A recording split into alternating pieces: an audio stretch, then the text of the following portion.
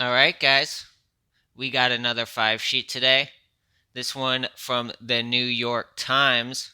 Remember, the five sheet is an objective document that can be used by anyone with any political affiliation to look at any news article. The point of these is to cut through any of the fakery, any of the misleading information, any of the deceptive tactics that these news articles are going to use on you. Try to extract whatever accurate information is in there. Because these days, the news is not what it used to be. The news is extremely misleading. It is very difficult to get accurate information about current events in the world. So we need a tool to get information back into the hands of the people. So let's do it, guys. Starting out with the title as they write it: An Insurgency from Inside the Oval Office. So, what is that? Is that a fact or opinion? That is clearly an opinion. That's it's not a falsifiable fact. That's clearly an opinion. How did I paraphrase that? Trump is staging an insurgency from inside the White House. We could also look at the subtitle down here. President Trump's efforts to overturn the election he lost has gone beyond mere venting of grievances at the risk of damaging the very democracy he is charged with defending.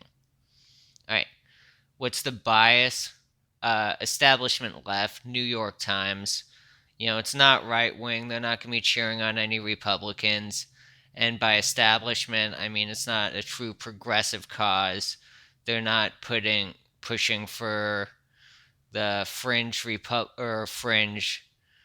far left wing stuff. They're like the Wall Street financier Democrats. They're the military industrial complex, K Street lobbyist type of corporatist Democrats. That's the narrative we're going to be seeing here. And that speaks for the New York Times generally. That's not what you're necessarily seeing every article that comes out of them, but that's what we would expect to see more often than not. All right, let's get down here and find the thesis. Comes in this first paragraph. President Trump's relentless effort to overturn the results of the election that he lost has become the most serious stress test of American democracy in generations, led not by outside revolutionaries intent on bringing down the system, but by the very leader charged with defending it. And that again is clearly an opinion. That isn't 2 plus 2 equals 4. It either equals 4, it equals 5. This is an arguable thing. People can have an honest disagreement on that. Clearly an opinion. How did I paraphrase it? Trump's attempts to overturn the results of the election he lost is the biggest stress test on American democracy in generations. Alright, what evidence did they have supporting that? There wasn't really any hard evidence. There was a lot of opinion in there. A lot of, as we're going to be talking about later on, a lot of examples where they treat opinion as fact. Implicitly threatening criminal charges. A lot of stuff where they're just acting like that's a fact, but that's the way they read it. That's, an opinion, that's an interpretation. There isn't really any hard evidence in here. There's a lot of opinion masquerading as fact. In terms of actual evidence supporting that thesis, it's pretty bare. Alright, let's see the outline. Starts out that first paragraph, laying out the thesis, and then they talk about how Trump is the first president to lose an election, reject the Electoral College, and subvert the will of the voters. So that was this paragraph here.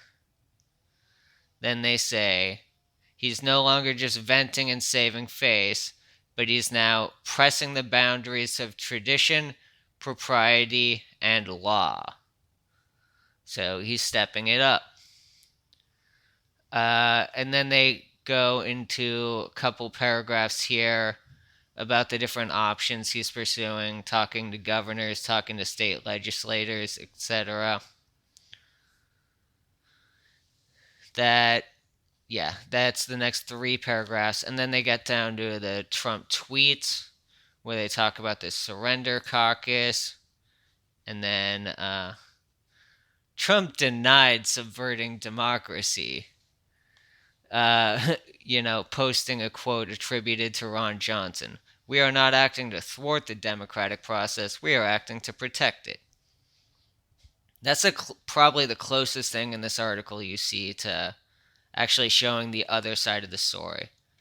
And yeah, it should be pointed out this article is not labeled opinion.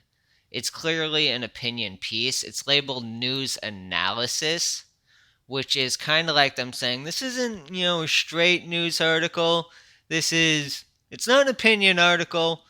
It's like somewhere in between. So they're kind of copying to the fact that it's not a straight news article. But I mean, this is just a straight opinion article, is what this is. And it's clearly a one-sided opinion article. So this is really the closest we're going to see to the other side of the argument in the article. All right. Next up, to talk about how Trump is like Putin. Going back, familiar with the Russiagate stuff. And then talks about how the phone call, this is more Trump is like Putin and Mussolini, autocrats and stuff. And then the next one up here, the phone call was very bad. Talks about unfounded conspiracy theories, asking him to find the votes, taking a couple of these little clips, selectively edited without the context there. And then they have Senator Marsha Blackburn saying it's not a helpful call. So yeah, they're saying it's a very bad phone call. Next up, they say the courts have not been helpful with Trump in pursuing his claims of election fraud, saying he has not gained traction in any of the dozens of courts. So here they're a little careful with the language. What these types of articles had been saying was that the courts have been, looking at the evidence and rejecting it. The courts found, proved that he had no evidence of election fraud. But really, in the vast majority of these cases, the courts have not been looking at the evidence. They've been kicking him out on procedural grounds, standing, latches, mootness, etc. So they're a little more careful about the language here. No traction in any of these. They don't say that the courts have rejected the evidence. But they do say the courts, and then talk about Barr. So the justice system in general has not been helpful to Trump in his election fraud pursuit. And then they talk about how Trump himself is dictatorish, how his fidelity to the concept of American democracy has long been debated, and his admiration for strongmen, how the Constitution, quote, allows me to do whatever I want. So that is what's known as a false citation. That's one of the named manipulation tactics here. You see how it's a hyperlink, like, oh, allows me to do whatever I want. I bet if I click on that, there's like a whole article, backing that up. I bet there's a bunch of evidence supporting that point that this article is making. I probably don't even need to click on it because there's a bunch of evidence there. That's how the writers of this article want most people to think about it. You don't even have to look at all these links.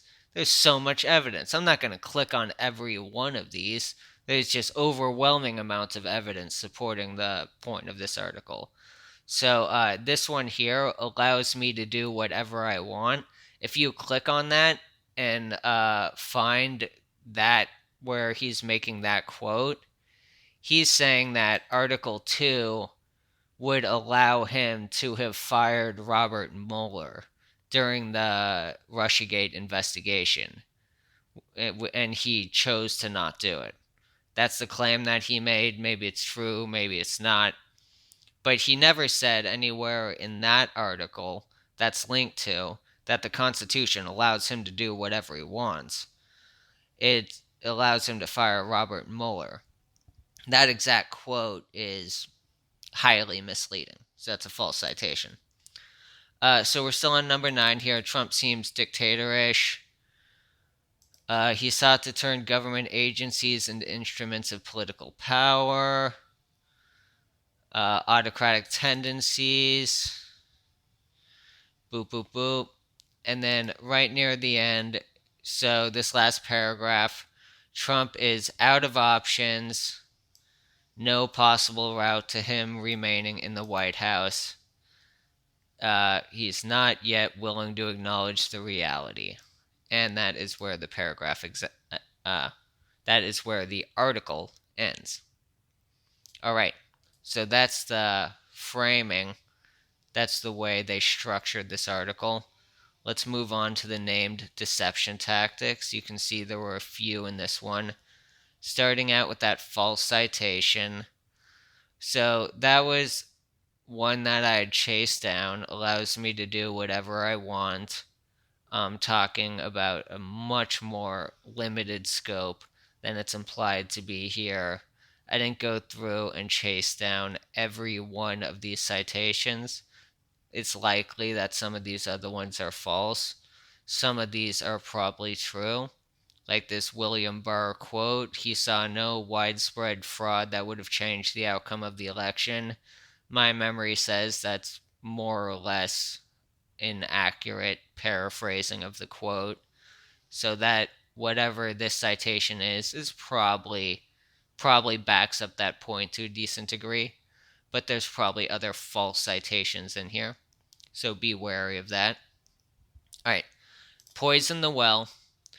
This is the one where you color a reader's opinion on a topic before you give the reader the evidence, the actual facts they would need to make an informed decision. It's like saying, this guilty guy is claiming that he's innocent, rather than, the defendant denied that he was at the scene of the crime, or using some neutral language. If you just say that he's guilty, then anything he says after that is going to sound like some guilty guy lying to try to get out of whatever sentence is coming his way. So they use this all throughout the piece. They talk about how his attempts to go through the constitutional process to fight what he sees as election fraud are guaranteed to fail. They have this quote, after Mr. Trump tweeted a false version of the conversation. Like, false version of the conversation, meaning the phone call with Raffensperger. That's a conclusion. That's a false version of the conversation. They don't give you the facts and then say, well, there's this is what he tweeted, this is the transcript of the phone call based on this and that, we think it's false. They just say it's false. It's the first descriptor before you even know that you're hearing about a version of the conversation. You know that it's false. So it's a preemptive move, poisoning the well. All right, another one. Unfounded conspiracy theory after another. Overturn the result of the election that he lost. Or like, as they might phrase it, where was this one up here? They're not acting to thwart the democratic process, they're acting to protect it. So maybe he's not trying to overturn the result of the election. Maybe he's trying to protect the integrity of the democratic process. Right, so this all very loaded, very conclusory, very, it's language that points the reader in a certain direction. So this is all throughout the article. A couple other examples there. All right. Undue emotion. Anytime a reader is thinking more emotionally, they are thinking less rationally, comparatively. If your emotions are all riled up, then your cognitive faculties are comparatively diminished. And some subject matter is necessarily emotional. If you're writing an article about some war torn country or some genocide or something, you know that's gonna cause some emotional reaction from your readers. That's not what this is about. This is about undue emotion.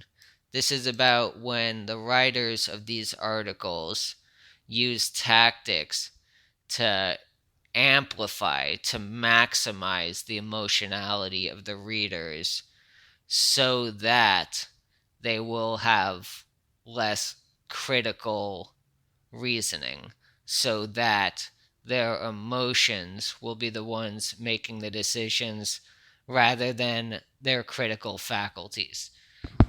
Excuse me. So let's see where they were doing that in this one. When they're talking about Trump being like Putin, that's a pretty scary concept, that the President of the United States is a strongman and autocrat. So that's a pretty scary concept. And if that were true, then yeah, that's a newsworthy thing to report on. So is that true? Well, if it was true, they could just report some facts to say it. But they don't do that. Where, sorry, I think it's a little bit up here. Um, they don't just report facts. They use some tactics. Yeah, right here. So they talk about how he's like Putin, and then they use this authority. Cialdini is a psychologist who writes about, what it takes to sell concepts, what it takes to persuade people. One of the bedrock principles is authority. This is where people are unduly deferential to experts. It's the white lab coat syndrome, where if, oh, that guy, he's an expert, I'll listen to whatever he says. So right here they have Ruth Bate God, author of Strongman from Mussolini to the Present, something that has nothing to do with what we're talking about here, and it includes some quote that doesn't talk about Trump at all, but they put it in this context, and uh, now it's, oh wow, this expert is saying that Trump is like Putin. Because look, they say Mr. Trump's efforts ring similar to many who have studied authoritarian countries or authoritarian regimes in countries around the world, like those run by Putin. And then, oh no, sorry, this person does talk about Trump some in this quote. So yeah, they have this expert person using their expertise to push this scary factor about how Trump is Putin-esque. And if that was something that was just evident from the facts, they could have just said it. They wouldn't need to bring in someone to sell that point. Other places. Oh yeah, and the other note on that is that if you'd actually listened to the phone call, you would not think Trump was an authoritarian strongman. He couldn't get the people on the phone call to take him seriously. They were, they couldn't give him the time of day. And, apparently he had to call the Secretary of State like 18 times before he could get that Raffensperger guy on the phone. And it's clear they feel like this is just a waste of time. They're just sitting there, boop-a-doo, getting through, wait for Trump to say all his stuff, and then once their turn to talk, they're saying, no, Mr. President, your facts are wrong. We will not do that. This is not some scary Putin-esque dictator thing. If you actually listen to the phone call, it sounds nothing like this. But they're relying on the fact that most of the readers did not listen to the phone call. Maybe they listened to the short edited version that was put out a few hours before the phone call was released. All right, and then there's also a lot of loaded language all throughout this article. Relentless effort to overturn the result. That sounds really scary. Like if one guy just wins an election and then this other politician's getting in there just trying to overturn that result by any means necessary, that sounds like a terrible, scary thing. But the way the other side would say is that they're going through the constitutional process because in their mind there was election fraud, and so they're following a legal constitutional process to try to dispute that. And if they end up out of options, then they'll concede and leave office. But they don't entertain that notion. They use a lot of this scary, unduly emotional language throughout. All right, next one up here, straw man feigning ignorance.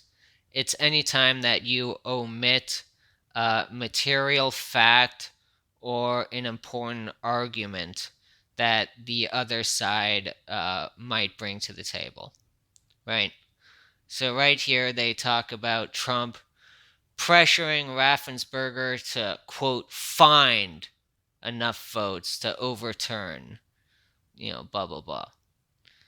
The way they are pushing this, they're acting like the only interpretation of the phone call was Trump asking him to manufacture votes.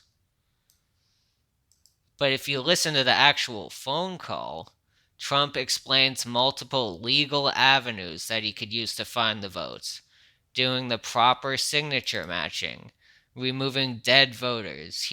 Him and this lady are talking about the number of dead voters they think voted in the state. Raffensperger thinks it was 2. Trump thinks it was like 4,000 or something. Removing out-of-state voters. So Trump describes all these different legal methods that Raffensperger could put into place that would find those votes without anything illegal, without manufacturing votes in any way. And they don't bring that up. They could say, oh, this is total BS because all of those theories Trump is talking about they wouldn't work. Even if you did signature matching in that county that Trump wants to do it in, and you actually had independent observers there, it wouldn't make a difference. But they don't even mention that. They don't mention any of the remedies Trump is asking for in here. They just say, find the votes. And they're implying that he's asking for some kind of criminal action here. All right, another one is just the thesis right here is a total straw man. Trump's attempts to overturn the results of the election he lost is the biggest stress test on American democracy in generations. So I think everyone on the right is going to be saying that the incoming Trump administration was undermined in more damaging ways, right? The Trump campaign, the 2016 Trump campaign, before he won, was spied on via Carter Page, who was a CIA informant spying on Russia on behalf of the CIA. And then the FBI got a warrant to spy on Carter Page by saying, hey, look, he has all these contacts with Russia. This looks suspicious. But they didn't tell the court that he was a CIA contact. And that is, that's against the law. You have an obligation to give the court all material information when you're looking for a warrant like that. So that is arguably a comparable stress test. Another one is convincing half the country that the president is a Russian agent without any, substantive evidence to that point. So that is what a ton of people on the right side of the aisle are going to be saying. And so the fact that they're just acting like American democracy has been just a-okay for generations until Trump started pursuing remedies, to look at this voter fraud after the election is a little misleading. All right, moving on to this final section here.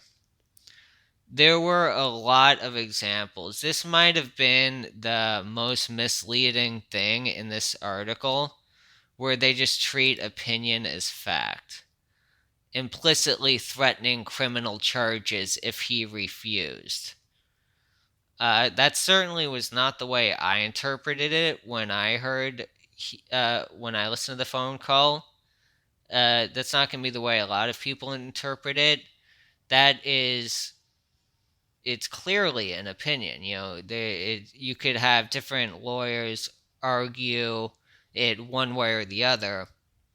Maybe it's a correct opinion. Maybe that's what a court would end up agreeing with them. But they're just treating that as a fact. They're not acting like there's another side to that argument. That's just a fact. He is not yet willing to acknowledge the reality of his situation, that he's out of options. That's another one. The reality of his situation is that he is out of options. All of the objections to certification on January 6th, all of the Mike Pence thing. I think most people see those as unlikely, but many people see them as at least a possibility. And the fact that they are not options is not proven fact. That is not an undisputed fact, but that's the way this article is treating it. And that happens all throughout this, where it's just a piece of opinion that they're treating as fact. Just kind of what this article is. It's news analysis, it's just opinion that they're laundering as news. Yeah. So to sum it up, I guess it's that the article assumes as facts the worst possible interpretation of the phone call, and then builds further, more frightening speculation off of that. That Trump is this strongman dictator, Putin-esque type figure. Yeah, so that's the 5 sheet on this one. There is a lot wrong with this article, is the long and short of it. But there very well could have been something I missed here, because there was a lot going on. So if you saw something I missed, feel free to drop a comment below. I will take a look at it. And also feel free to run your own 5 sheet on this, and we can compare the two. Or if you have a different article you want me to run a 5 sheet on, drop a note on that, and I will take a look. Alright, thanks guys. I'll see you next time.